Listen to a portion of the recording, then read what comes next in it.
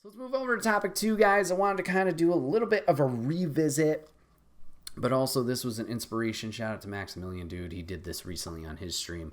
I wanted to talk about my favorite games of all time. Now I said this was a little bit of a revisit topic. We talked about or alluded to doing these in the past, with it being solo episode. Gets hard to talk about things or find new topics to talk about. So this is a callback if you want to go back and kind of get the original stuff to episode 59. Yep, that's a ways away. Where I did my top 5 games per year from like 2010 to 2019, something crazy like that. It's not exactly like that. Instead, we are going to be doing my favorite games of all time. We're going to be doing my top 100. Yeah, I know 100 sounds like a lot, but I feel like we're going to fly right through this. So once again, shout out to Maximilian Dude for the inspiration on this topic. We're going to be using topsters.org if anybody wants to make their own list. You got games here, music, books, movies, TV shows. You can customize it to your heart's content. But yeah, we're just going to have some fun, kind of go through the games that I played in my lifetime that I think are like standout ones that I really enjoyed. I am going to be using my keyboard here, so if you hear some clicky clacking, I do apologize. Audio, guys, nothing should be wrong or messed up for you guys, but if you want a visual, there's a nice little chart here, and we'll be searching games and putting them in the chart. There is not going to be any kind of specific ranking or list here, so this is not, oh, this was my 100th game, this was my 80th game. No, we're throwing them all in there, top 100, just my favorites, ones that stuck with me over the years, ones I had a lot of fun with, all that jazz. So we're not ranking them. You don't need to worry about what number 1 is. All right, so let's start at the beginning, shall we? Let's think of some early games that Bret played growing up as a child. And I think I'm going to start with at least the first one that I remember as a child playing, and it was a big one, was, for a lot of people, was Super Mario Bros. I didn't personally own it, but when going to... Oh, it's still doing this stupid text. Hold on. When going over to my neighbors and playing it there, display titles? Yeah, we don't need that. There we go, all better. Going to my neighbors, playing it at their house, and just jumping into the Nintendo there, not knowing what any of this was, whether it was Mario Bros, whether it was Duck Hunt. I believe there was a Teenage Mutant Ninja Turtles game they had that I was awful, absolutely awful at. I don't know what else they had, but that sticks in my mind of like that being, if not the first, one of the first games that I had played. Didn't make it very far, don't get me wrong, but jumping into that, like a lot of us, being the first one was great. Learning like the secrets of going up the elevator in the underground zone and skipping levels, and then just me getting smacked because it's way too hard. So that would be a big one for me in terms of like, obviously that's the start of it.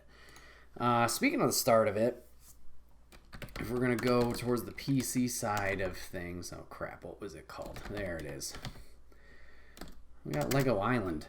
I don't know how many people are going to remember this. Oh, God. Let's see even if the fucking chart thing recognizes it. Oh, it doesn't have it. Oh, okay. There it is. Thank God. So this was another one that I learned from my friend. So shout out to Max. Going over to his house many summers, he had a little bit of a PC set up downstairs. So he had played Lego Island 2 is going to make the chart here, by the way. He had played Lego Island 2, and I was curious, like, what the heck is this? And I just fell absolutely in love with it. So I think it was, what is the kid's name? I remember the bad guy was like Brickster, I think his name was. And you're this little pizza delivery guy.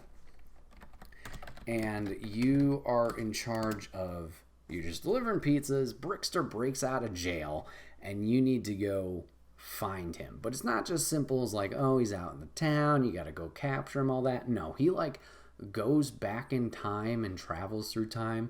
So you have to chase him down through these periods of time and bring him back that way. So you go to like the medieval ages, you go to the Jurassic Age. I think you go to the moon at one point. And yeah, just, it was a lot of fun. It kind of also had like that open worldness of it where you could drive in the cars or fly different vehicles. And it was silly. It was very silly, but it was a lot of fun. Pepper, of course. He's the pizza guy. Why would his name not be Pepper? Wasn't his last name like Pepper Pizza? Pepper... I don't know if they're going to list it here.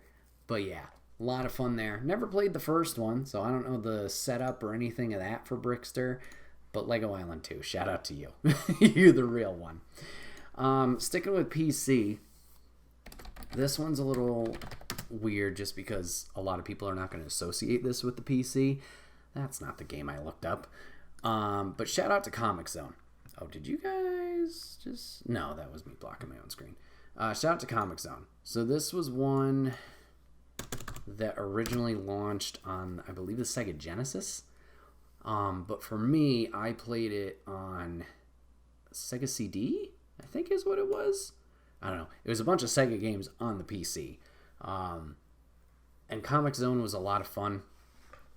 I remember just jumping into this thinking it was crazy how good it looked. You jump through comic panel to comic panel, chasing after like one of the guy's drawings because he got dragged into it. Longest time as a kid, couldn't get very far into it. So it was just replaying the first like level or two. I think there was a spot, it might be the first level, it's like right at the very end. And people, when I describe this, will know it. And they're going to be like, wait, you struggled with that? Yeah, I was a dumb kid. You get to the bottom, you're fighting through all these sewers and whatnot. And you get to this bridge, and there's a gap in the bridge. Okay, jump the gap. Nope, there's this little like flying bat wyvern thing that's just floating there. And every time I would jump, I tried kicking it, I tried jumping over it, I just couldn't get past this piece of shit. So that's where I got stuck, and I would just replay as a kid. Eventually I discovered that they had made a Sega Genesis collection on Xbox 360, and I believe we streamed it. Yeah, I don't remember if we played the game all the way through. I want to say we did, but jumping back into that was just a big nostalgia hit. Playing that all the way through, or at least farther through than we did as a kid, was great. A lot of fun. Comic Zone, shout out to you. I'm going to keep on that same Sega CD for a little while, and let's talk about Shining Force. Now, Shining Force actually was the first game I ever streamed here on Twitch ever, but Shining Force kicked ass. And on that CD, I believe, if I'm not mistaken, that was more of a demo, because it might have just been a bunch of demos for the Sega Genesis. Or no, I recall what it was. It was me being a dumb kid and dying once again a lot. So Shining Force was this fantasy turn-based action game, RPG. I don't know, I'm bad with descriptors. But you're this character, you can name him whatever you want, so of course I named him my name. You're the little hero, and you go around town and you like recruit different warriors. You can get Luke, who's a swordsman, you get Ken, who's a centaur, you get, oh, what was the witch's name? She had pink hair. As a kid I had a crush on her, it was weird. Some mage lady. You had your friend who was like a healer or a monk who was like, I think I can help. And then you would go out and you'd fight these, kind of like Pokemon style battles. That might be coming later. Tao was her name. Tao. Sorry, she was the mage. So you do these little fights against dwarves and goblins and whatnot. And eventually you would go to this like castle area. And you would fight this dark knight that's like risen, and he runs away, but he leaves a bunch of lackeys. You fight in this like broken down church or whatever. You fight them, and then you got to quickly rush back to town because the kingdom's been attacked. And you're like, no, all my friends and family. And you get there, the king dies, and you're like, ah, shit.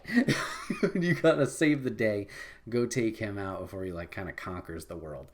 But the whole game just was really fun. And once again, being this the first thing we ever streamed here, that was the first time I had played it all the way through. But seeing the amount of characters that you could like recruit in this game, and they're all different, they all got their own personalities, very, very cool. Playing it as a kid, discovering like optional characters you could recruit, like shout out to Gort, who's like this old man axe warrior, who's just drinking his sorrows away in the bar. You can like get him out of there. There's a monk, like traveler, I don't remember his name, but he's just above that decrepit castle I talked about earlier. You can get him. Later in the game, there's like other knights you can recruit and some mages. I think there's a mouse, unless that was Shining Force 2. That might be. But he's in there. Lots of fun. Shining Force 2 is great as well. I don't think I'm going to put it in here, but I had a lot of fun with that. We also played that on stream. Yeah, great game. Great game, Shining Force. Lots of good memories there. All right, and then I think before we continue on to kind of my next era of gaming, we did have the PC gaming, or still had PC gaming at this time. We had Warcraft. Now, I'm struggling here because I did play Warcraft 1, Warcraft 2, and Warcraft 3. No, I don't play World of Warcraft because 1, 2, 3 are my jam. World of Warcraft came out. I was so excited. I was like, more Warcraft. And then it's the not what I expected. And it's the MMO crap. And I'm like, they're never going to make a Warcraft game that I want because WoW just blew up. So I don't know. I definitely got to put 3 in here. I don't know if I'll put 1 and 2. But I remember Papa Griff getting these and showing me them. And then we had another friend, a family friend, Steve, who played them as well. He also played StarCraft, which I tried StarCraft as a kid. That freaked me out. So I was like, nope, I'm going to stick with the fantasy element. But Warcraft 1, 2, 3, I had a blast with. Now, as a kid, I wasn't really paying attention much to the story. I think 3 was the first time I really acknowledged the story. You had this prince. He turned to the dark side because he was kind of arrogant, and then he turned into the bad guy. But for the first 2, it was just humans and orcs. So the first game, there wasn't much to it that I recall in terms of story. I believe the second one, you got like boats and stuff, so you were able to set sail and whatnot. It looks like it, because at least the cover here looks like a pirate, as you can see on the left-hand side if you're watching the video. And then 3 introduced new classes. So you had the humans, you had the orcs, you had the elves, and you had like the undead. And that was a lot of fun just because it added so many characters to it. I mean, they added characters into 2. Like, I believe they added the dwarves in the second one. Or they added like gunners. I don't recall. But man, these games are something else. A lot of fun. I really wish, and if there is, someone needs to tell me, I really wish there was a way that I could play 1 and 2 again. I know I can play 3. I'm tempted. I know they were making the reforged edition of 3. This was years ago at this point. It was like a remaster. They went through and did stuff with cinematics or whatever. Apparently they kind of botched it, so I haven't been as excited to go try it. Now, I've never been an online player with this kind of stuff, so that's not my forte. I know some people are absolutely insane. When I played against, I think Papa Griff and I played it online via LAN, and then Charlie and I played Halo Wars, which was similar. Most of the time I'm getting my ass kicked, but CPUs, sure, let's go. But if there's a way to play 1 and 2 again, I would love to dive back into those, stream those, know what the story is, stuff like that. Just kind of have that nostalgia trip. I know it's not going to look pretty, but at least it'll be fun. You got all the stupid dialogue lines that they have if you keep clicking them. That was fun. With 3, you could do custom maps as well if you wanted to get crazy and do those. I always loved in 3 just going into... It was kind of like a create a match. But you could pick different maps that they had. There was one, it was 4 corners. So it's a plus sign of essentially. But the trees would line each end of the plus sign. So it was kind of like a secluded area. It might have been 4. It might have been like a star of some kind. I don't know. But what I loved was you're all trapped essentially in your area until, I think it was trees, until the trees were gone. And like the other teams didn't interact with each other. But then I just loved building and amassing this army, and then just be like, okay, we're gonna go after this guy, and we fly over in the Zeppelins all sneaky, and you just attack them, and you're like, oh, this is going great, or oh no, this is awful. That was a lot of fun. Obviously, it doesn't have the more stress-induced, like, they can attack at any time, because they were kind of dumb and didn't either break into the middle or do the Zeppelin tactic themselves. But I remember doing that so many times. And also 3 had the heroes, where you could buy like these special, not operatives, but higher ranking people that like had lore into the story.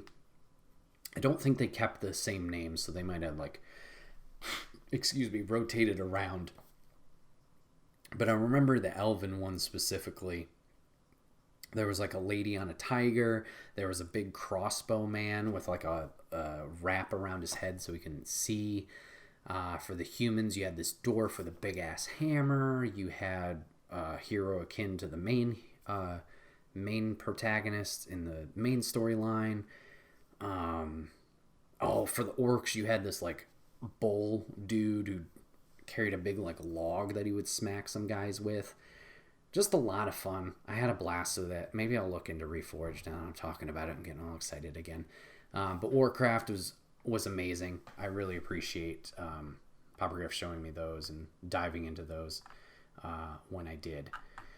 So let's jump into what would have been my next kind of era of gaming, because at least right now nothing's clicking PC-wise. We're going to be jumping around. Right now I'm kind of being nice and going chronological, but we got 95 more of these to fill, so the organization's going to go out the window in a moment. But let's talk about my next venture into gaming. And I talked about the Nintendo, the Super Nintendo being at my neighbor's house. I talked about obviously the PC gaming, the limited PC gaming that we did have. But the Game Boy Advance was like my first, this is my console. Very fortunate to get that from some family members. I was moving at the time. They were kind enough to gift me with that, and they gifted me Pokemon Silver as well. And I had seen my cousins and friends play Pokemon Red, Blue, Yellow. Shout out to Charlie. I think we talked about that quite a bit when he was on this podcast. But Silver was my first jump into it. And it was just kicked off pretty much everything, or the rest of my gaming history or like enjoyment out of this. Just having that, raising the Pokemon, going through the strategy of different typings and the gym leaders. And I remember Whitney was such a pain in the ass with her Miltank in this game.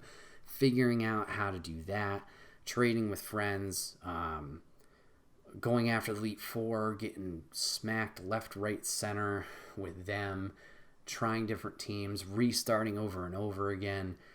And the nice thing, we've talked about this as well as we've talked about, or when we've talked about Pokemon on the podcast, but having the element of you beat Pokemon Gold or Pokemon Silver, do those 8 gyms, you do the Elite Four there, and then having the opportunity to go back and play through the 8 gyms and the Elite Four of the first game, it absolutely crazy. I'd love if they did that with the more recent game, even if you did just like gens 1, 2, 3.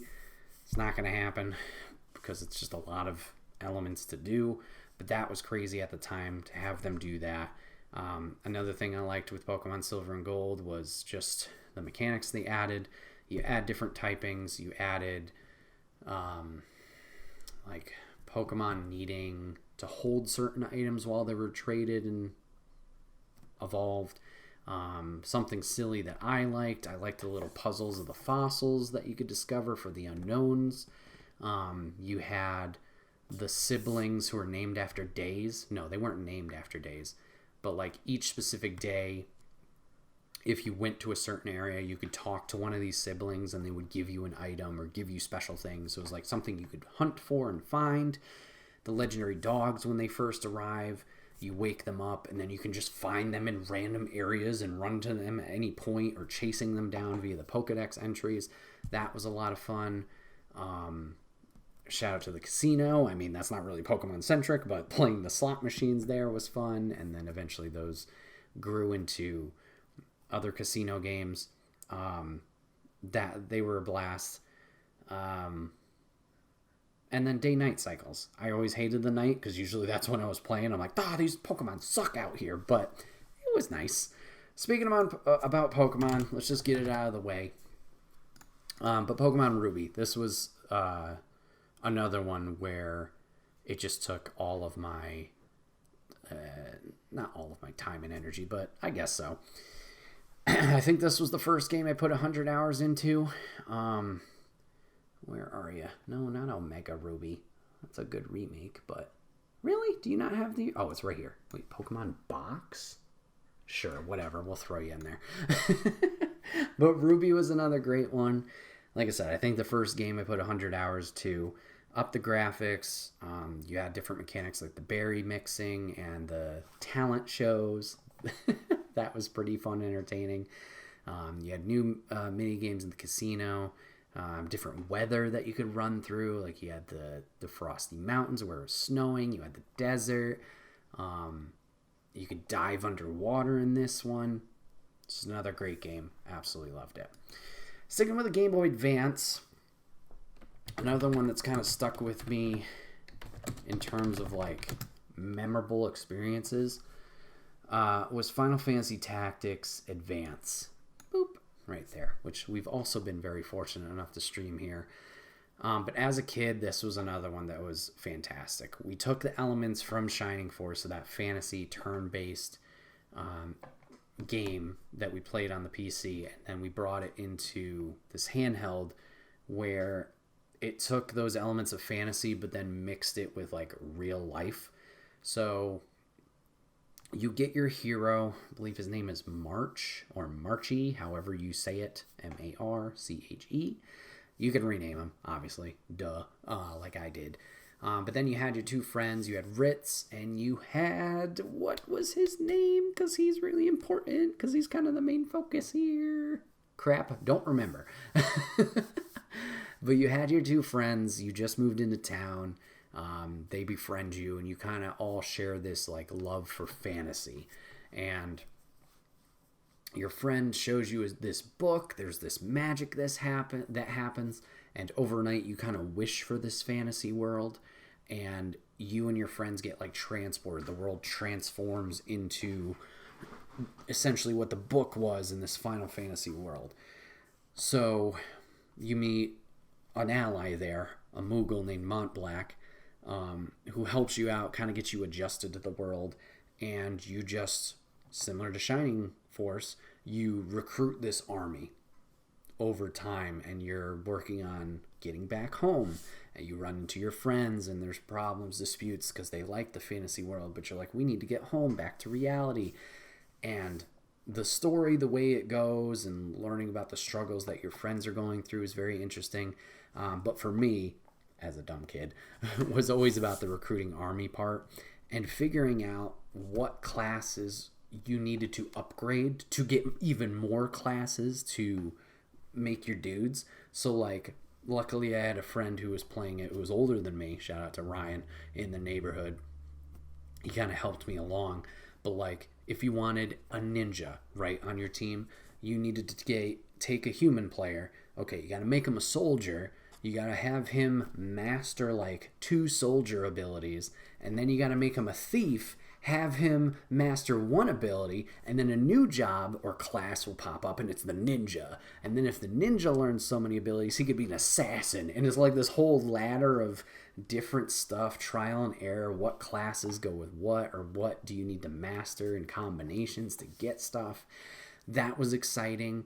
And you had 5 different races that you could do. So you had the humans, you had the Mughals, you had the Numu, which were like Eeyore looking characters, you had the Bonga, which were like dragon guys, and you had, oh, it's something with a V, but they're like bunny lady warrior things. So you had them, and they each had different wheels of jobs and classes that they could take. Granted, there was a few that kind of overlapped, like the human, the Mughal, and the Numu could all be white mages or black mages, but some of them were different. Like I think the Numus and the Mughals were stronger in magic, so they could do different higher based magic classes, while the Bonga and the, it's not Vixen, I don't know, Vera? Whatever they were more warrior based, so they would do more heavy hitting stuff. Just fun to make those combinations, figure those out. So yeah, great game. I did try the second one that was on DS. For some reason, did not connect with me. They did add an extra class. What did they look like? I want to say lizards, but I don't think they were lizards. I don't remember. But I didn't really dive into that one. Maybe that's one I need to give another try. But yeah, just absolutely loved it. I even tried going back, because I like this one so much, to the original Final Fantasy Tactics, because I heard such good things about those ones. I think it was War of the Lions. I tried that out on PlayStation 3 because they had a PS1 classic version of it. Didn't like it because it was like, oh, it's just humans. There's no other guys. I haven't tried Tactics Ogre yet. I know that remaster came out. I think there's different classes there, so I might be a little bit more excited. But yeah, Tactics Advance, shout out to another old episode, would be a game I would I would absolutely love a remaster for that one, if they ever decide to jump into that. So, thinking about the Game Boy Advance, I'm trying to think of other titles that really resonated on there, of like, yeah, that was really good. There was a lot of them. I was very fortunate to have a decent amount of Game Boy Advance games and Game Boy Color, because they worked on both. So like, I remember there was a Power Rangers Time Force game I played on there. There was a Sonic game with the Chow Garden, Sonic Advance, I think it was just simple as that. There was the weird crossover game of Crash and Spyro.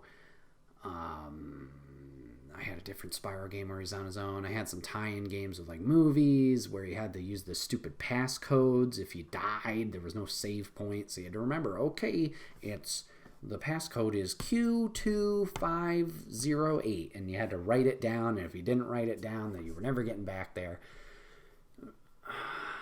Oh, how could I fucking forget?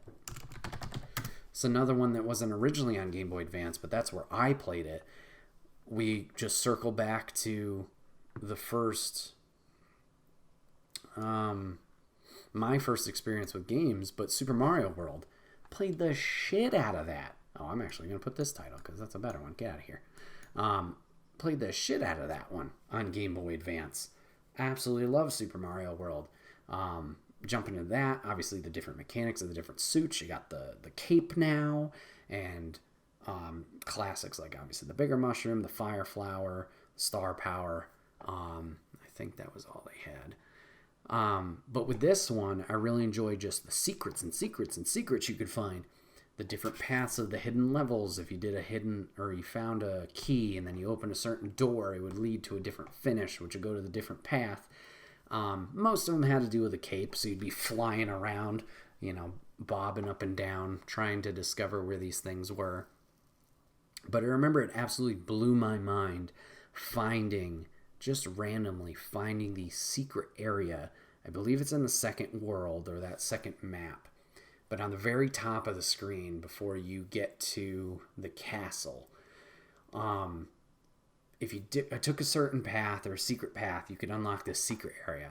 And there you could get, if you were a small boy, you could get mushrooms, but also you could get fire flowers, you could get the feathers for your cape, and you get Yoshi.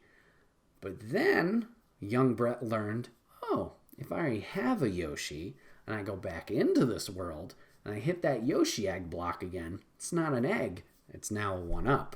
So I would just run back through that thing, get 99 lives and be like, all right, well now I got nothing to worry about. Onward. Just hit that thing over and over again whenever I needed power-ups, whenever I was in trouble, whenever I need lives. But that was awesome to kind of discover as a kid, just learning about these secrets, and just having that sense of like, oh my god, I did a thing. I'm going to throw a Pokemon Yellow version up here as well, real quick, to round out the first 10, which is insane that I only did the first 10, but I guess we're getting into the thick of it now. Because Yellow version was great, Pikachu falling behind you. Obviously, you get a little bit of the lore, like the anime, where you recruit or find the rest of the starters, Bulbasaur, Squirtle, and Charizard. You fight Team Rocket. Great time with that. And I still have the original Yellow strategy guide, which I got from a friend. And that's kind of where I learned, like, oh, no, this is the levels around things are going to involve and when they're going to learn certain moves. Just read way too much into that strategy guide. All right, so let's go on to the first console with PlayStation 2. And let's think about games there that on PlayStation 2 kind of resonated with me. So 007 Nightfire is one I'm going to throw in here. A lot of multiplayer madness in that one. Obviously, shout out to GoldenEye. Never owned GoldenEye, but I do remember it fondly for trips down to North Carolina and playing with cousins there. But Nightfire was my version of playing games with friends here. Whether it was just, a couple of us sitting around the TV. I remember getting a multi-tap and having 6 or 8 of us play at that at the same time at once. Maybe it was 4, because the PlayStation only had the 2 controller ports. So it must have been 4 of us. I don't think we were doing big enough parties to have 6 or 8. But having to get the multi-tap, getting the multi-tap to work so then you could do the multiple players. Yeah. That was a lot of fun. And then the different weaponry in there too. Like you had the snipers. You had one... No, I think both snipers were good. You had the RPGs, which one was heat-seeking, one wasn't. You had the briefcase that was a little machine gun turret in there.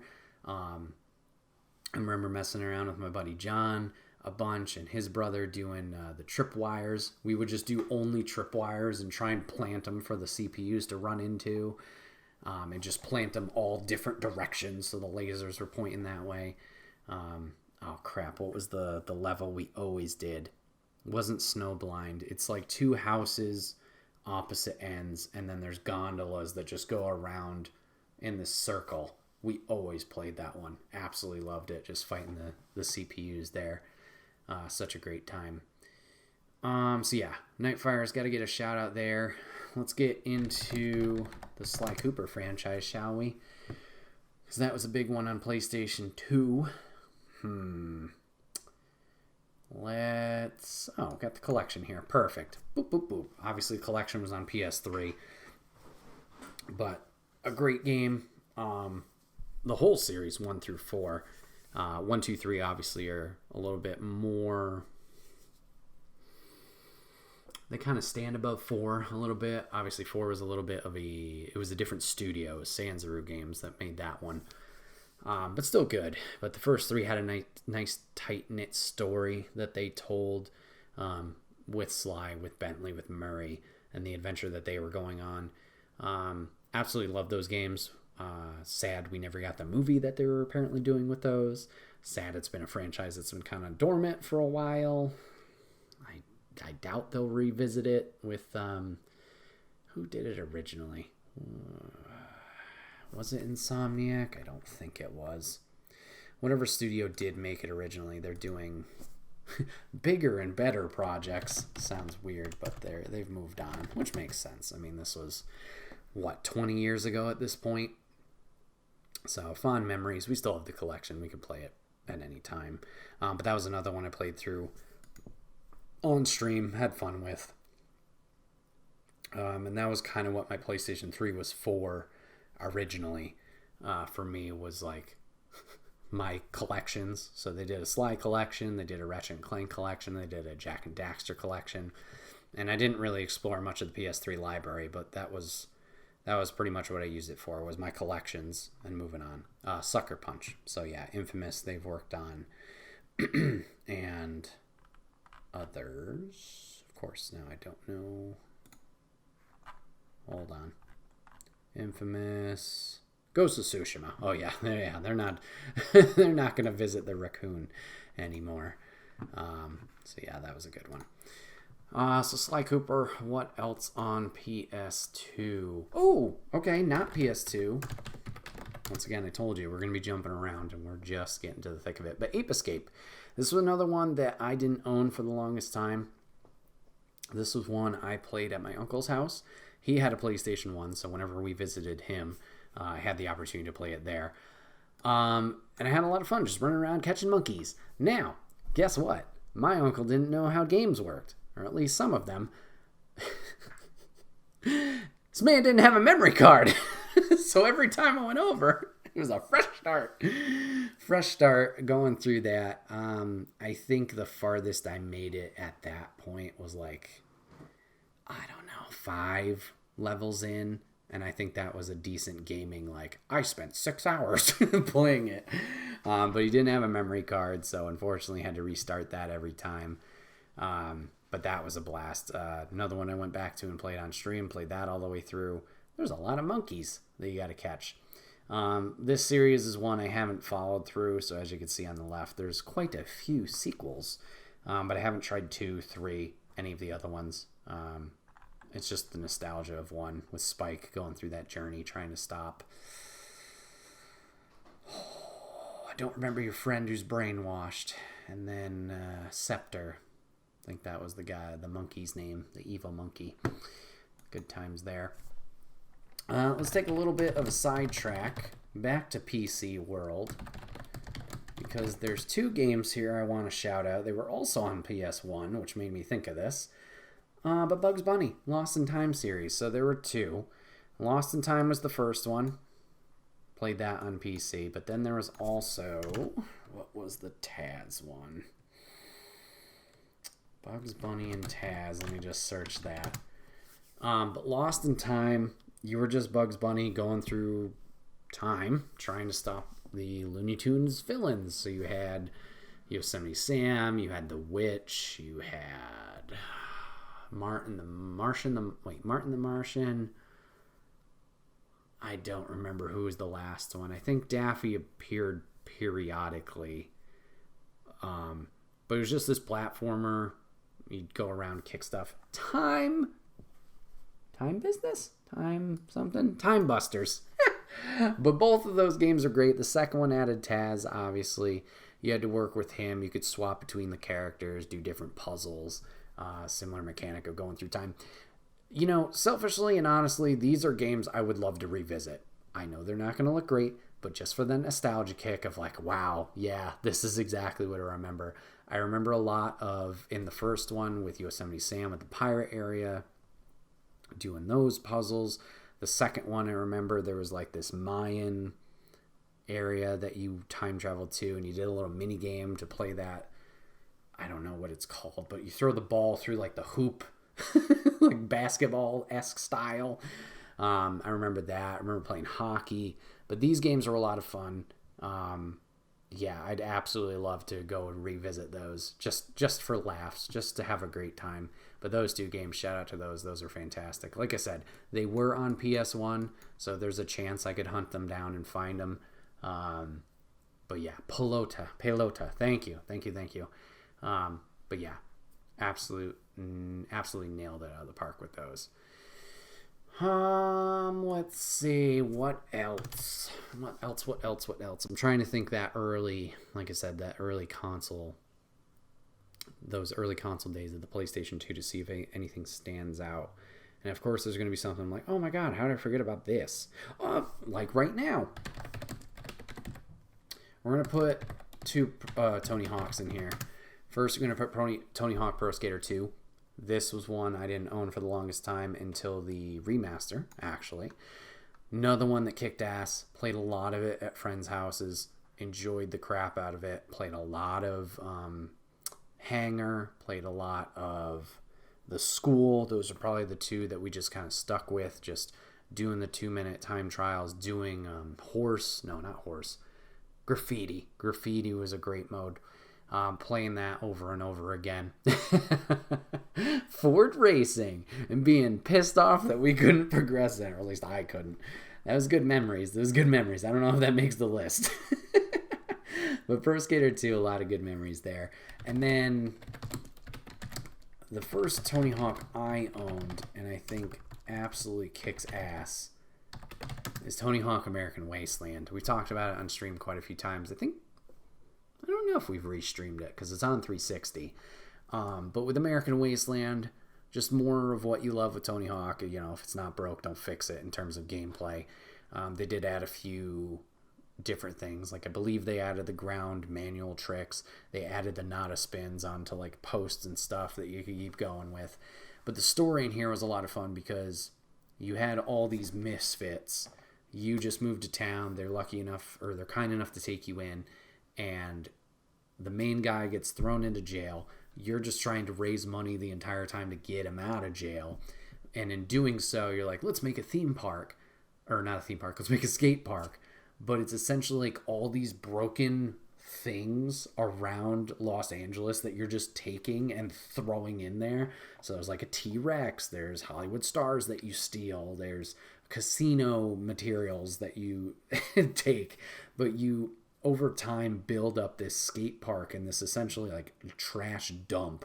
And seeing it progress throughout the game and then seeing the final product is very, very cool.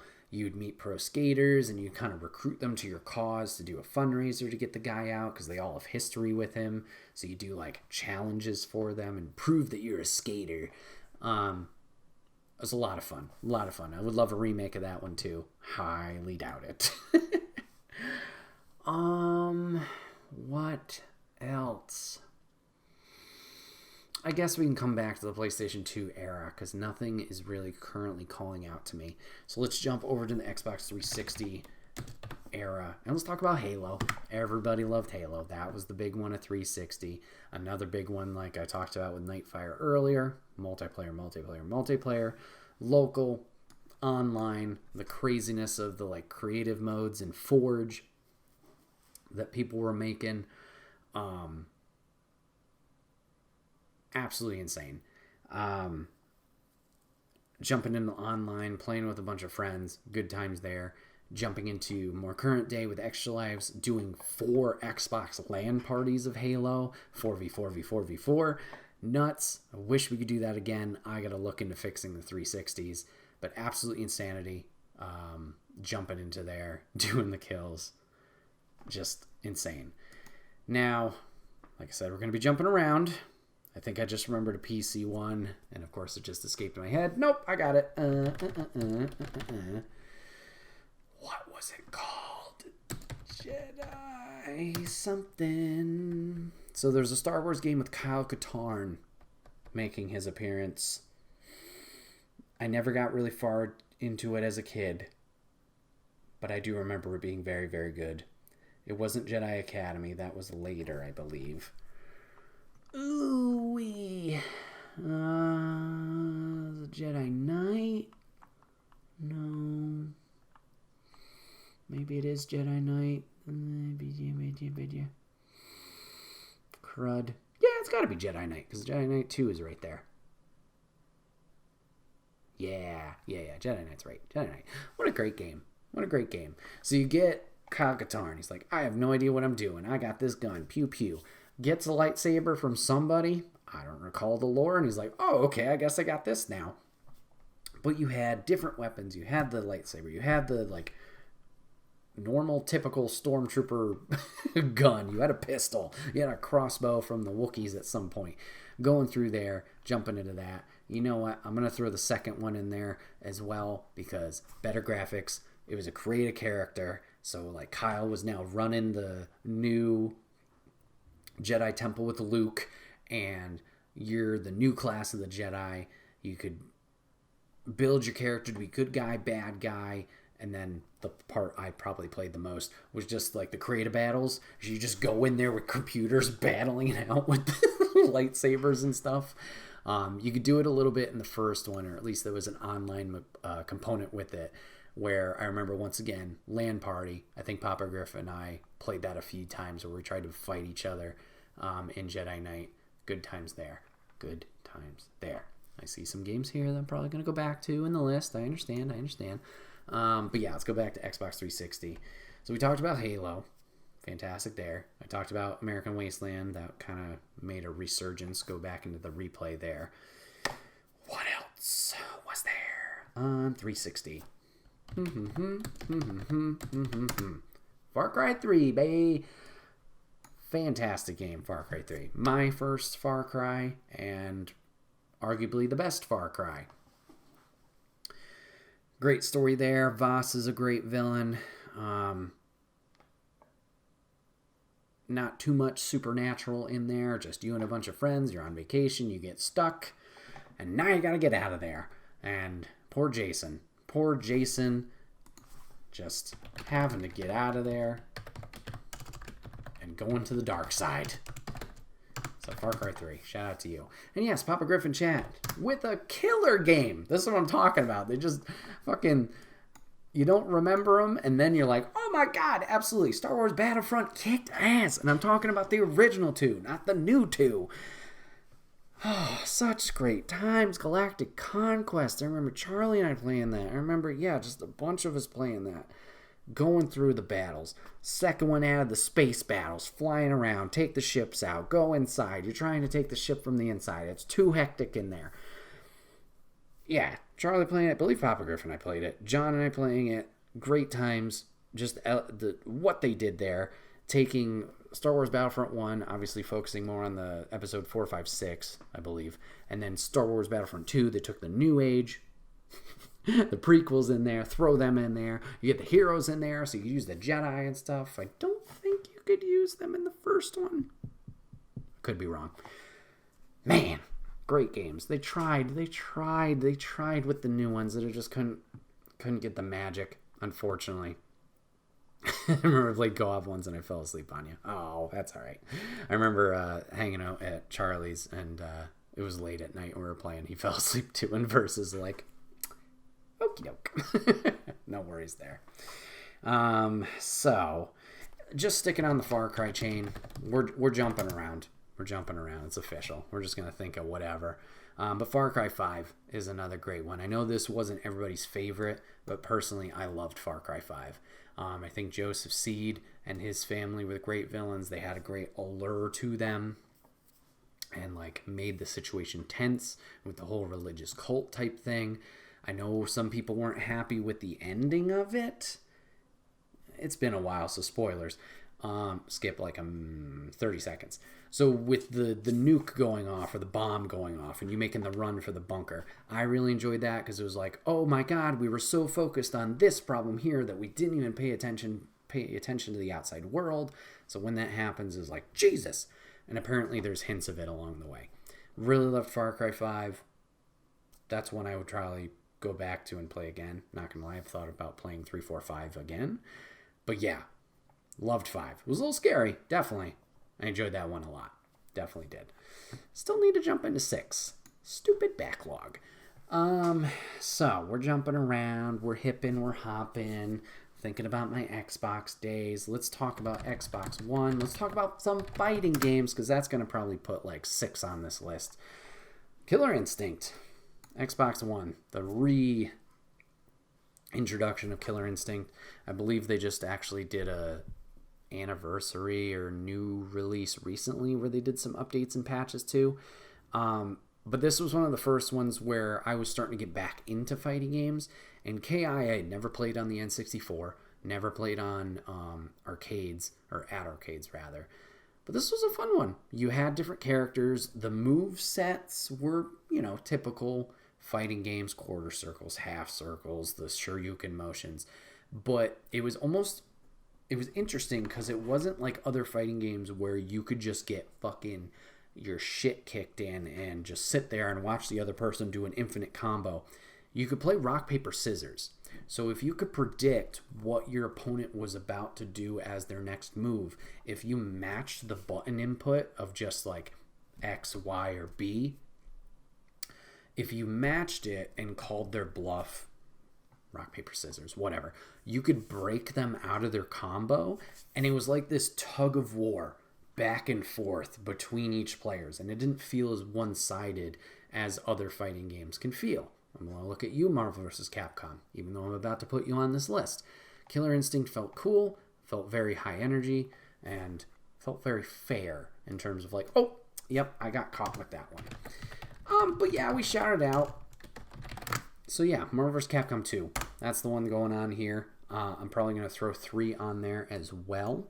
Not you, Infinite. But Marvel vs. Capcom 2 is my introduction to fighting games. We've talked about it many, many times before.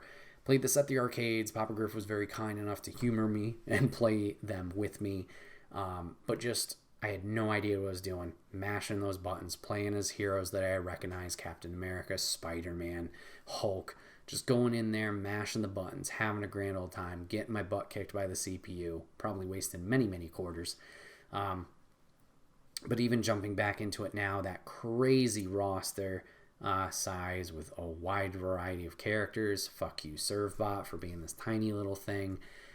Had a blast with it, and that would kind of start off the fighting game spark for me in terms of like, I absolutely love these games. And that would lead to Marvel vs. Capcom 3, but then Ultimate Marvel vs. Capcom 3. I remember some family members being very kind enough to pre-order, I believe, Ultimate for me, and us playing that on launch day, playing that together. Once again, they had no idea, fighting game-wise, what they were doing, but me jumping into it, playing that with them, just a lot of fun. You had Galactus in here that you were fighting as your end boss, so that was fun to do. A little bit tough at times, but yeah, great games there. We tried to bring it back with Infinite, yeah, but we couldn't deliver, so nope.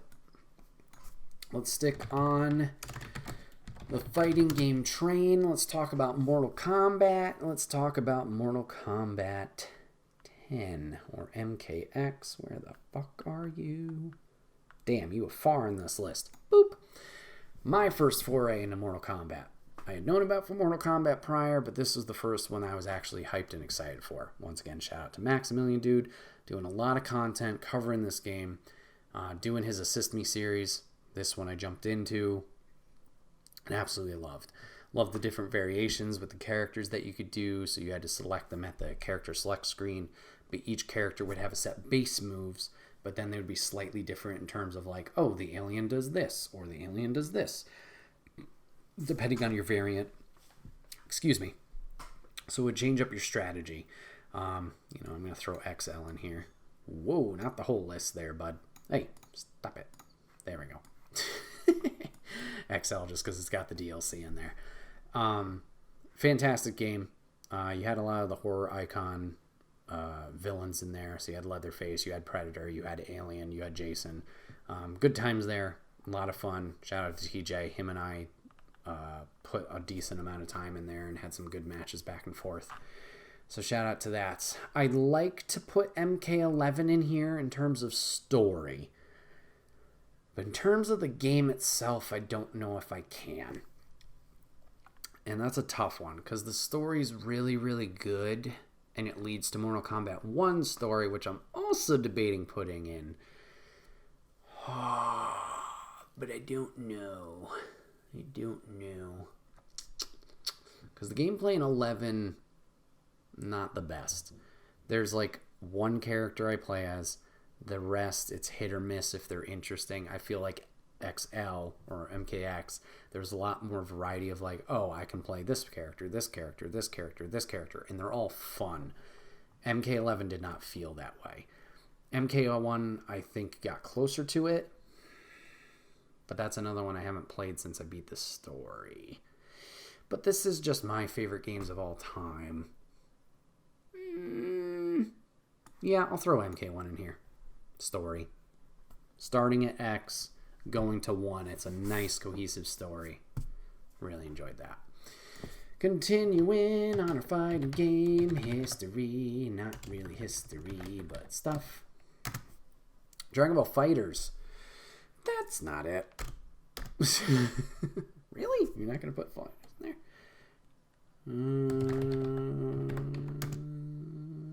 there? Uh-oh. Hold on. Dragon Ball FighterZ. So this was taking what Marvel vs. Marvel vs. Capcom did. The high energy gameplay, the assists, the tag-ins, tag-outs, and did it with Dragon Ball characters. What was the developer? It's the same guys who do Guilty Gear. Don't remember. But they did really good.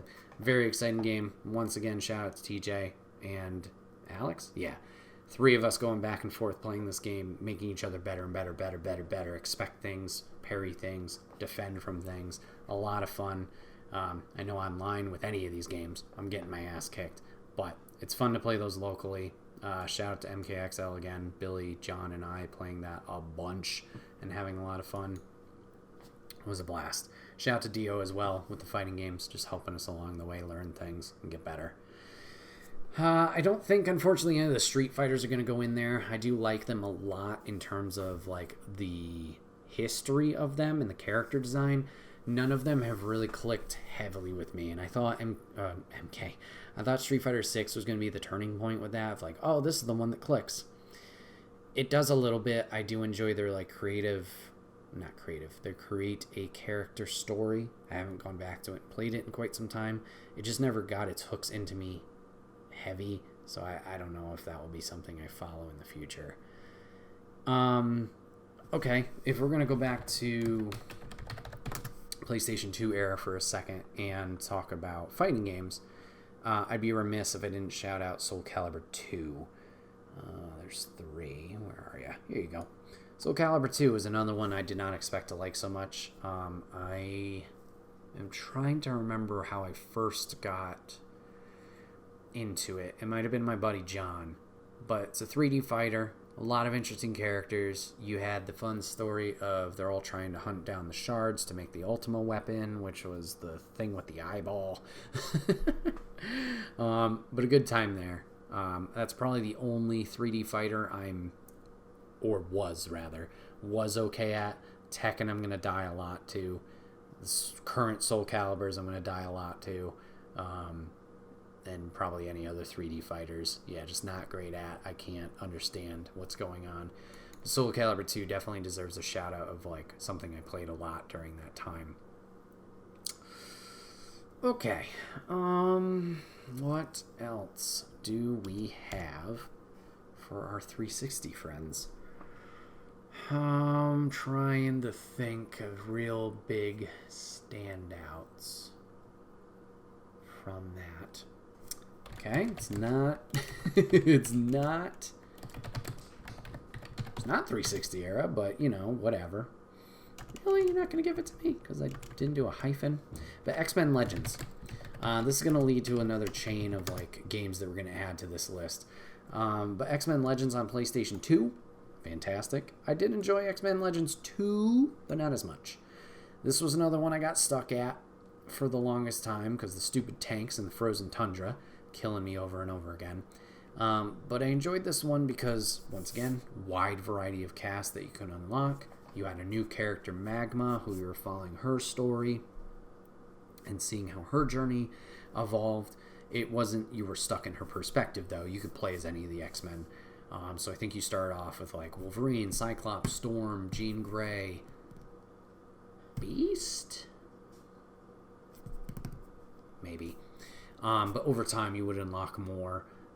Gambit eventually joined your party, Rogue, others. But really enjoyed that. Upgrading the different characters, unlocking like classic suits and their challenge modes, upgrading them, making them more powerful. You could play it with friends if you wanted to in like 2 to 4 player co-op, which was great. Wow, we have dropped a lot of frames and I don't know why. Sorry about that. But yeah, great time there. This also leads to Marvel Ultimate Alliance, which was X-Men Legends on like acid, because you got all of the Marvel heroes in there. This one was one I rented like constantly from Hollywood Video at the time. Absolutely loved it. It was another one where just seeing who you could unlock along the way. There's characters you could miss, but I remember like if you collect so many action figures, you could get Blade, you could get Ghost Rider. Eventually you could get I think Moon Knight wasn't in this one. He was in the second one. I don't know. But with this one, it was its own original story. You went to a wide variety of places. As a kid, me learning about a wide variety of casts and characters that I had no idea who they were, like a Loki, like a Winter Soldier, characters who are more common name now, but learning about these characters then and just being amazed. Ultimate Alliance 2 was great as well. And I'm going to throw it in here because it was still fun, but it focused heavily on the Civil War storyline and didn't have as much of a fun discovery element as I feel the first one did. This one was more, not cut and dry, that sounds bad, but in terms of that. Third one was fun as well. I don't think that's going to make the list, unfortunately, here. But yeah, good times there. Let's see. Let us see. What about those big bulky dudes coming to the ring to Saliva? It's not a fighting game, but you're going to open the wrestling door at some point. Got to bounce to this really good. Can't wait to watch the rest. Good night. All right, thanks for hanging out, Papa Griff. See ya. Yes, Papa Griff with the wrestling. Let's get into the wrestling games. So, WWE games. Now, I'm not going to lie. When it comes to the year-to-year stuff, I'm not going to remember specifically like, oh, this was really good here. There will be a couple I shout out from time to time. So I am going to shout out 2009. 2009, they added a lot of tag team mechanics in here. So that was exciting. And they also added the ECW brand. We still had the GM mode at the time. So now you had that third option brand. Still getting creamed by the CPU in their, decisions in the gameplay there. But that one was really good with 2009. I'd also like to put, he talked about the big bulky guys. Where are you? WWE All-Stars. Heavily arcade heavy. You're just juggling motherfuckers like nobody's business. Everybody's yacked out of their mind like it's the 80s and steroids, but like 10 times worse. Enjoyed that one for the comical aspect of the multiplayer. The story mode, not so great in terms of unlocking the alternate costumes for some people. Wish I had a bigger roster. I really, really was hoping when they did, Battleground? Battlegrounds? No, just Battleground. I was really hoping that one would have been like an All-Stars 2. It had the potential. There was no fun factor, unfortunately, in it. And they had the big cast of characters in the more modern day, but it just missed. It missed hard, and it's too bad. I will shout out 2K for when they jumped into it and took over. There's one I'm thinking in particular where they did like all the WrestleManias. Like your showcase mode was, I think it was each of the 30 WrestleManias, like a match from each. I believe it was a 2K game. I'm staring at 13, but I don't think it was that. No, because 14, when did 2K take over? Let's be smart. We have the internet. Let's see. WWE. Whoops. 2K games. When did it start? When did it start? When did it start? Boop. Let's see. Games list. List of WWE 2K games. So 2K took over in... Man, you were killing me, Wikipedia. 12. No? 12? 2K series. 14. God damn it. So they took over in 14. So when 2K took over, that first one was very, very good. I'm trying to find the one where they did a WrestleMania. It was some anniversary. I think I have to go into each one individually. I'm sorry, this is going to take a while. So 13 had Attitude Era mode, so they had a lot of Attitude Era superstars, so that's cool. But I don't think that's the one I'm looking for. Nope. Was it 12? Exhibition, Universe, Road to WrestleMania. It is 12. Yep. WWE 12 consists of a single storyline taking place over 18 months of WWE... Wait, nope. No, that's a lie. That was the introduction of Road to WrestleMania. Fuck. Never mind. Never mind. It wasn't that. God damn, the search continues.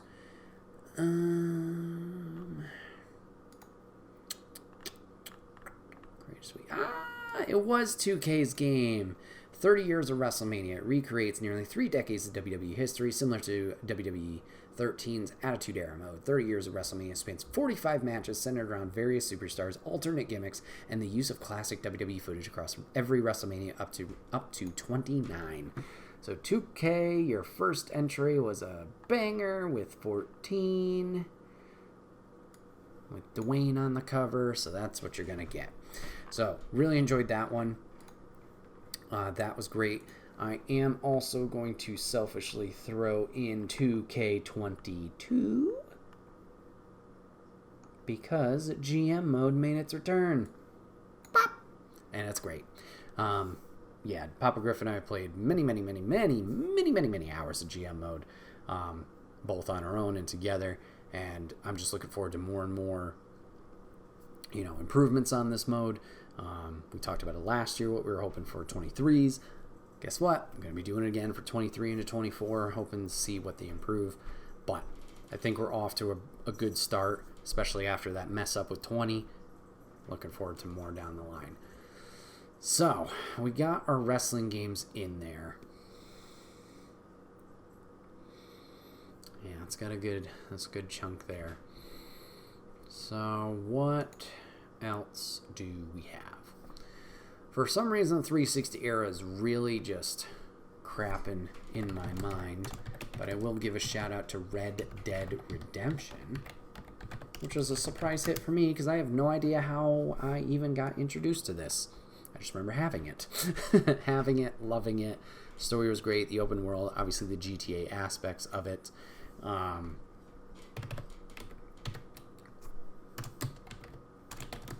then the online mode. Charlie, once again, shout out to him. Just playing the online mode there, chasing after a man who had a zebra mount. Good times. Speaking of Grand Theft Auto, we'll shout out San Andreas, my first Grand Theft Auto. Playing that with Charlie, co-op mode, or rather 2-player. Unfortunately, you could only be in a certain, realm or area with each other before you, launched or just couldn't go farther. But that was a lot of fun. Obviously, GTA 5 was fun. I don't know if that would make the list for favorites. But San Andreas, I got some fond memories there.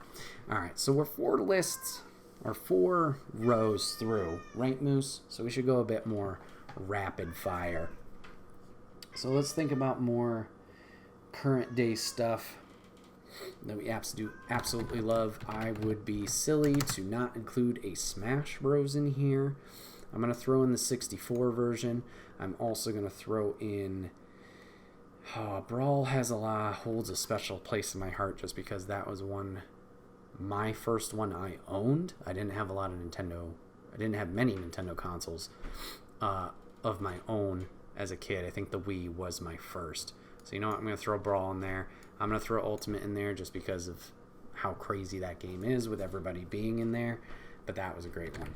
Speaking of the Nintendo Wii Sports. Of course Wii Sports.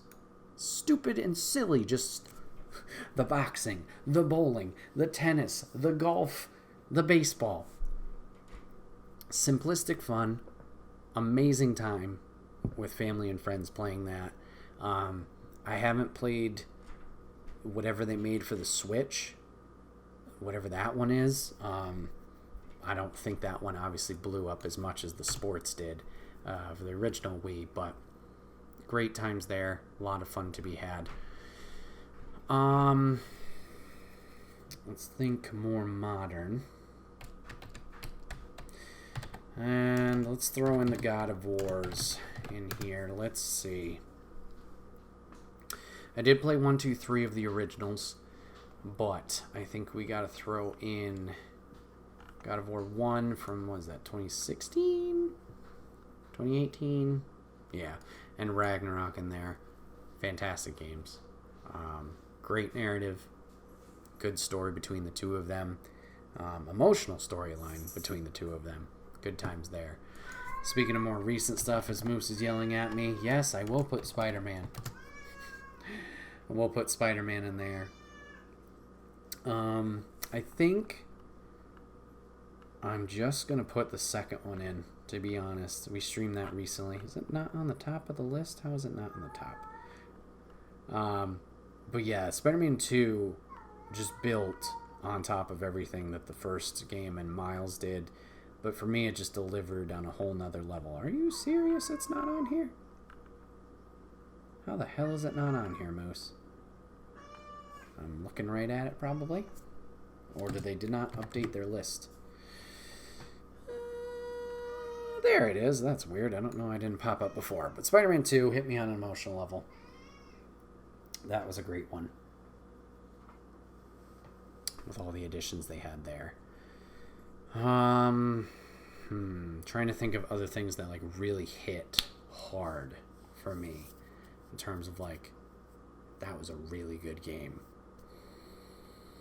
Why am I blanking? Was 100 too much? Probably. Probably. And then there's also other stuff. I'm like, oh, I'm probably forgetting this. Oh, I'm forgetting that.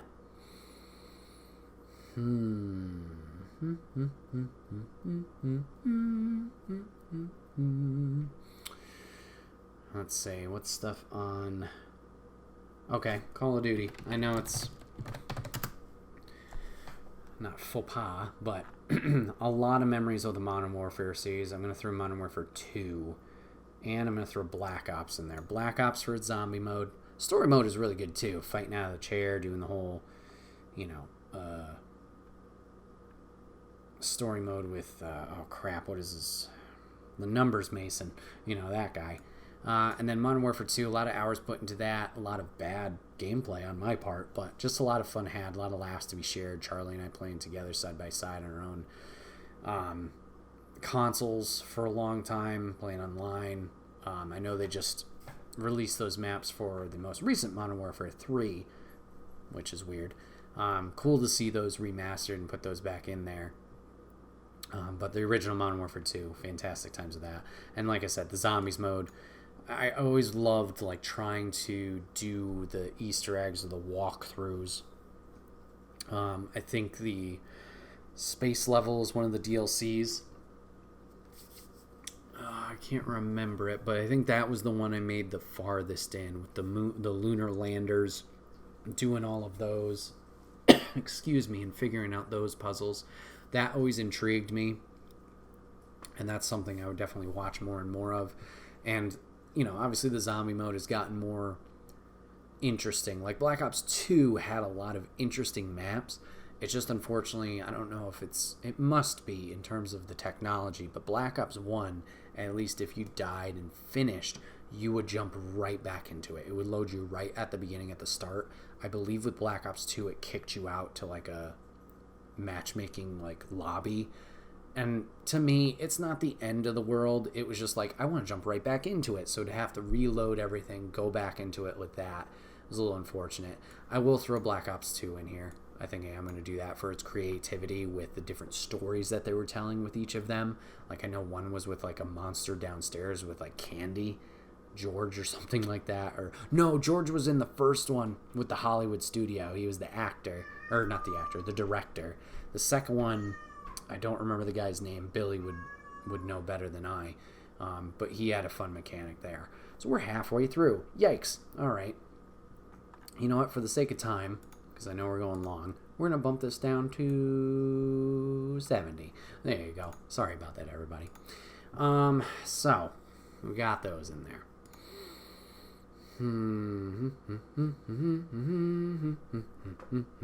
What else? Moose. We got to shout out Fortnite. Lady and I have poured way too many hours into that game. Not that we thought we would pump the hours into there, but I'd be lying to say if that wasn't up there for one of my favorite games of all time, just with the amount of time that we put into it, the amount of fun we had with it, just the amount of content they have poured into that game. Obviously not without its flaws. But Fortnite's a great one. Absolutely love playing it. And then a more recent one as well in terms of the mobile side of things. I'll throw Marvel Snap in there. Didn't think that one was going to capture me as well as it did, but it certainly has. Lots of fun playing that one, trying to figure out good card combos, what works, what doesn't work. And then, obviously, like any collectible type game, just trying to collect the cards, upgrade them, get variants, get certain ones. And go from there. Let us see. Trying to think of something.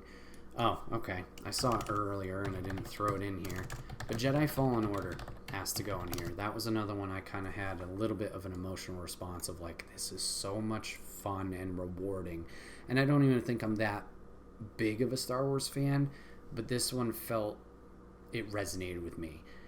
Getting the different lightsaber styles as you went along, the single blade, the double blade, the dual blade, and then being able to customize your blade at the very, very end was insane. The Jedi Survivor, for what I've played of it, I'm really enjoying as well. And to have even more customization options, which I'm not playing around with too much in terms of Cal and BD1, but your sabers, you can do that all at the beginning, and you still have all your lightsaber like stances, or rather the styles. It just is crazy, and I'm really happy that they're putting a lot of TLC into those games. And you know, speaking of Respawn Entertainment, which has worked on Fallen Order and stuff, Apex Legends has to go in here. I haven't played it in a while, and I miss it. I want to jump back into it. But Apex was another battle royale, which once again took a lot of time out of my day to play.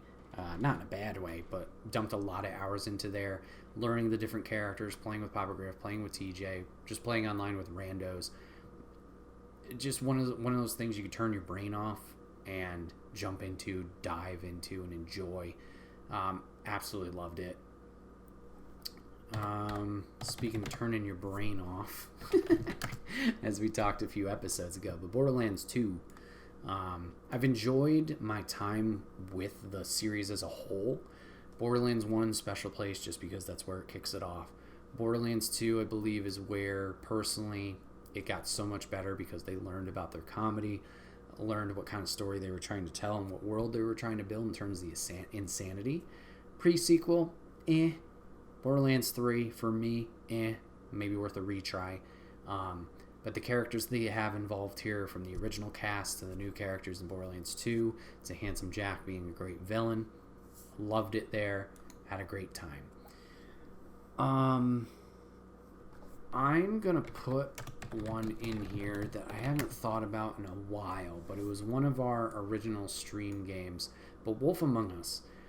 This is one my buddy Nolan told me about, and it's essentially a choice-based game based off the fables, like comics and lore, so like your Wolfman, Snow White, Beauty and the Beast, stuff like that. It was a lot of fun.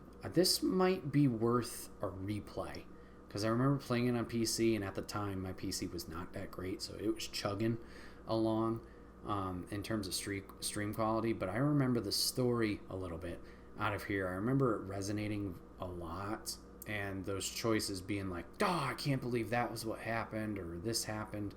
And with talks of a second one coming out, might not be a bad idea to jump back into this one and see what does actually happen. If we're going to talk about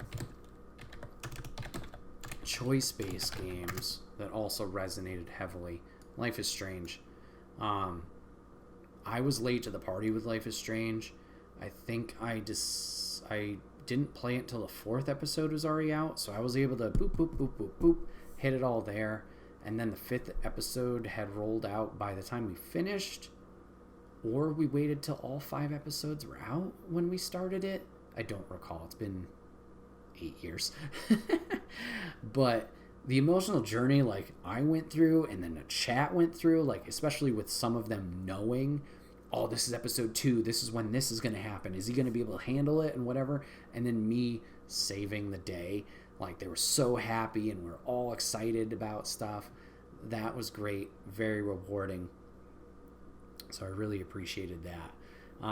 Unfortunately, I didn't like Life is Strange 2 as much, and I haven't tried True Colors, but 1 was something special. 1 really resonated with me and was a fun game to go through. I'm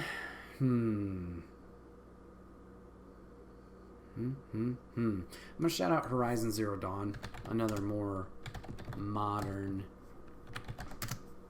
game, but I just really like the atmosphere of this one, or the storytelling aspects of it, of like the future dino robots, and then the not prehistoric but really early age people, like using the bow and arrows, using the tripcasters to take down these giant robots, and figuring out what is actually going on in this world and why things are the way they are.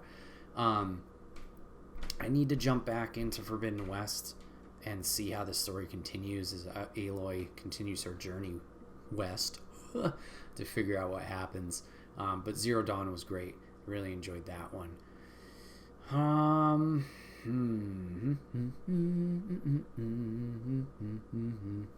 I didn't beat it, but I'm going to throw Sekiro in here.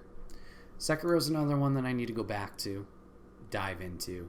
I'm not great at the Soulsborne likes, the hard difficulty, the parries, that mechanics.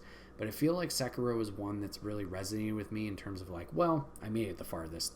But it's a really cool world where it's that samurai world, feudal Japan, but also has that high fantasy elements of like, whoa, some of these villains are really messed up and creepy, or like out of this world. And it was a really fun world to explore. Like I said, I'd like to try it again and dive into it. With this being the Soulsborne I've made it the farthest into, I'd like to see if I can be patient enough with myself and be persistent enough to finish it and see it all the way through. At least for me, it'd be like, yeah, I did beat one of those. But Sekiro was a great time, and had a really cool world that it had involved with it. So that one's going to be up there for me, even though I didn't beat it. Still holds a spot in there. What else do we have going for us here? I'm trying to think back. I mean, I'm looking at the list now too, and I'm like really trying to think of like, what did I miss, or what big games here? Because I know it's like any recording. It's going to be right after I'm done and be like, ah, shit, I didn't put this game. I didn't put this game. God damn it. This one, that one, the other thing. Or someone's going to call me out on it and be like, yep, you're right. I totally missed XYZ.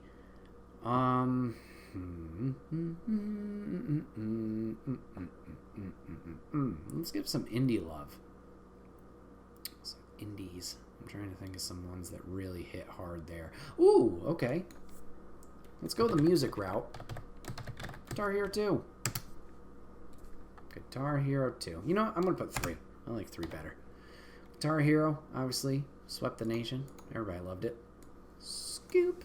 Oh, shit. I got rid of, fuck, what was there? Sekiro. I got rid of Sekiro. Hold on. Let me fix that. Guitar Hero 3 was great. Through the Fire and Flames, baby. Got to finish with that one. So Guitar Hero 3, sticking with the musical theme I had. Uh-oh. What was it? What was it? It was more modern day. Okay, this wasn't what I was thinking, but Beat Saber is fantastic as well. And I've only kind of scratched the surface with that one, with the PlayStation VR. Like, I haven't done... I think they have Linkin Park DLC out now for VR 2 and some other licensed acts, but obviously PC guys, you go nuts with what you're doing there.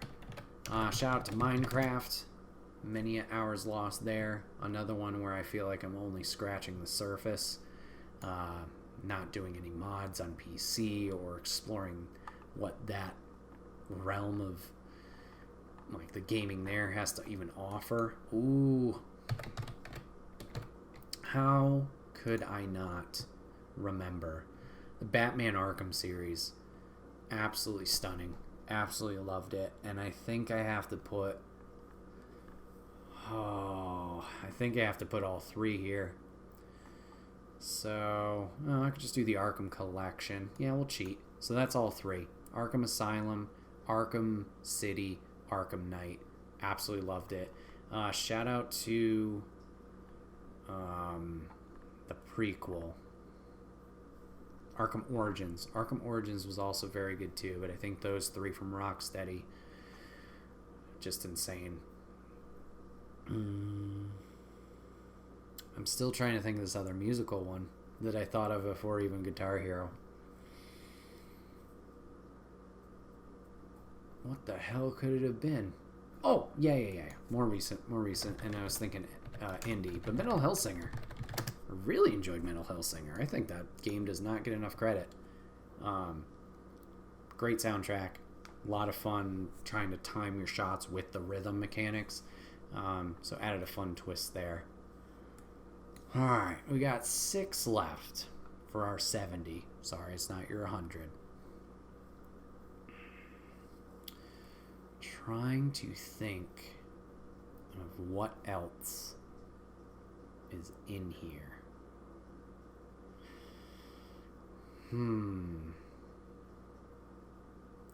What games resonated or took a lot of hours in the best way to play? Or did I really enjoy? I guess that's just the main thing. What games did I really, really enjoy?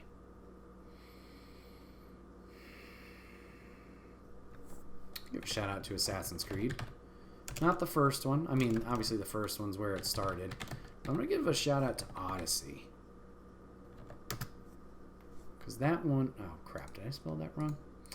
Because that one we really enjoyed on stream. Running around the open world mechanic of it. Another one I need to get back to because I didn't beat. But granted, it's like a 100-hour game. Plus, if you're going to do everything. But that one was a lot of fun. I also really enjoyed Brotherhood. But does that earn a spot on the list? I'm not sure if it does. Yeah, I don't think it does. What else? Oh, okay. This one's another throwback. Speaking to my uncles and not having a memory card. Spyro's Ripto's Rage was another one I played a lot at his house and restarted a lot because of the no saves.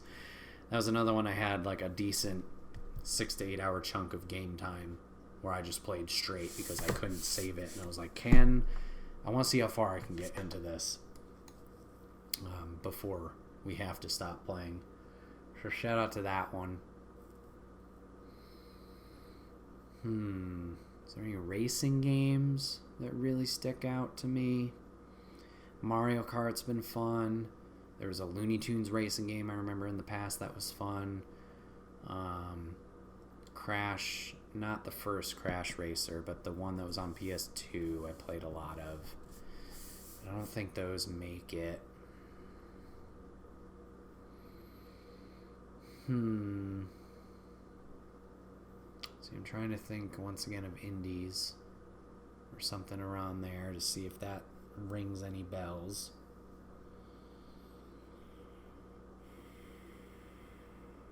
Four left.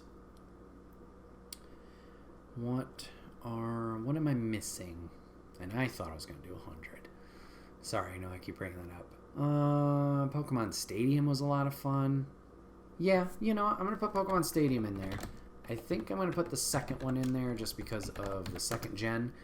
But I really liked it for the mini games. I wasn't great at the battling, but the mini games were fantastic. The one with oh crud, you got to count how many Pokemon are running across the screen, and Lady and I always make fun of it, but the computers are like like 10, like hit 20 in a panic at the end of it because they don't know what they were supposed to be counting.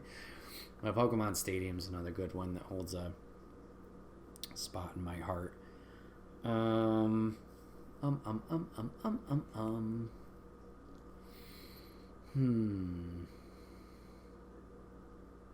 3 left.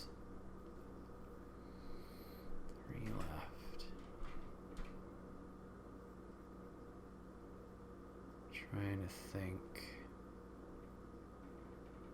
What am I missing?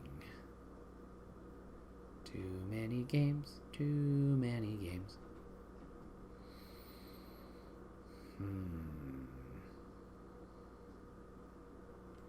There's got to be something obvious. There's got to be 3 something obviouses. Trying to think more current once again. What's something I've played recently that I'm like, yeah, that's really good.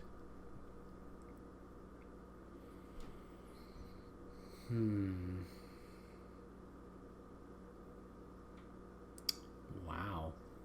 Isn't it crazy? Like, there's so many options out there for games. And I'm always like, oh my god, my backlog is giant. Like, and somehow now there's this giant brain fart of like, I can't think of anything. What do you mean? I'm going to cheat. Not really cheat. But I'm going to look at stuff I played recently. But Neon White was another one I loved. The speed running aspect of it, I never thought I would be engaged with. But that was one that you could just go rinse, repeat, jump back into, dive back into quickly, and absolutely loved it. I'd love to go for that platinum, but it seems like it's going to take 8 years to do. So I don't know if I'll ever do that. But that was definitely one up there. Hades. I wanted my indie representation. Hades. Another one. I was absolutely late to the party. Everybody's like, this game is great. You're going to love it. Everybody loves it. It's so much fun. And boy, were they right. The hook of it, the loop, the roguelite aspect, which I believe was one of my first introductions to the series, or rather, the genre. Absolutely loved it. Loved running through it. Another one I'd like to platinum. It's just a matter of like time. But played through that game twice. Fresh on stream. Great times with Hades. Very much looking forward to the second one. So one more game that I need to think about. And what will it be? Games of the years. Let's see what 2022. Ooh, I got some good ones there. Shout out to the Guardians of the Galaxy game. That was great. Deathloop was a lot of fun. Sifu was fun but challenging. I really enjoyed Cult of the Lamb and Nobody Saves the World. Gotham Knights was fun, but I don't know if it goes up there. Oh, wow. Okay. The last one's a shooter. It's team-based. I have to put it in here just because the amount of hours I put into there and the amount of fun I had. But Overwatch. Overwatch consumed me for a while. Never got super competitive, never had a 6-man team or anything like that, but there was a lot of time I put into Overwatch. Widowmaker, Lucio, Ashe, those being the main 3 I would play. Just loved playing that game. I liked the randomness of the loot boxes. I know everybody had their difference in opinions on them. But unlocking the different stuff. Was excited for Overwatch 2. Jumped into it. It was more of the same. Obviously, everything had that nice, fresh coat of paint. We had some new heroes. And when the team just said, hey, we're not doing the single-player stuff anymore, it was heartbreaking. It was like, what was the point? I know it was a free upgrade to the Overwatch 2 servers. I get it. It's not like I lost out on any money. But man, it was so disappointing because they're such cool characters. There is a cool story that they tell here and there in the in-betweens, similar to Apex. But to take away the opportunity for us to do that and but play through those experiences just sucked. So Overwatch 2 doesn't make it, but Overwatch 1, I would be remiss if I didn't at least give it a nod here, say it was one of my favorite games for a time period. But yeah. So yeah, everybody, there's 70. I know I didn't make it to 100. I do apologize. But hopefully you guys enjoyed this little trip down nostalgia. Let me know what I missed or what you think I missed, because obviously there's a lot I haven't played. And yeah, who knows? Maybe down the road we'll revisit this and add to that the rest, or at least be like, oh yeah, we forgot this one. Oh yeah, I forgot that one. Whatever it is. But I had a lot of fun going through this, the nostalgia trip of like, man, these were great games. A lot of good times to be had. But guys, this has been another episode of the Wait, What Are We Talking About podcast. My name is Bret, aka Enigma9011. You can catch the podcast live over on twitch.tv/Enigma9011. You can drop a follow over there. You'll get notified when we go live. You drop in on the fun and chaos of the conversation with us as we record. But if you can't catch it live, that's A-OK. Go over to YouTube and podcast services. The very next week, we're broken out topic by topic and put as one big video and MP3 for your amusement on the following Friday. Last but not least, any way you can support the show, like, subscriptions, shares, reviews, whatever it is. It may seem small, but does help the channel grow, so you could help us with that. We would love and appreciate you for it. Appreciate you guys hanging out today for the Extra Life Talk for the game Nostalgia. Hopefully you guys enjoyed. Thanks for watching. Thanks for listening, and we'll see you guys on the next one. Take care.